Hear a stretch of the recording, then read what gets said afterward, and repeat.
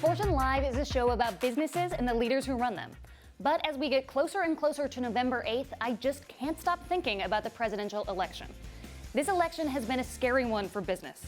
With all the rhetoric about breaking up the banks, cutting off trade, and rewriting the tax code, you can't blame markets for being a little skittish. But it turns out that what makes markets really nervous is Donald Trump. The S&P 500 this cycle has rallied when the candidates' poll numbers have dropped. That's because Trump is seen as an unknown quantity in an era where investors prize stability.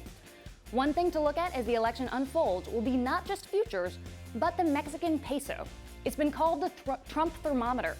The higher the peso trades against the dollar, the less traders think Trump will win the election and seal off trade and immigration to the country. After the second debate, the peso spiked, suggesting traders liked Clinton's performance.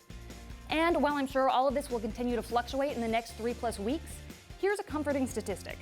According to an analysis by Charles Schwab, the stock market ultimately rose in 81% of the election years since 1950. But growth shouldn't be taken for granted. Politics can have big implications on the economy. Just this week, the British pound hit 6-year lows following fresh fallout from London's Brexit vote. The takeaway?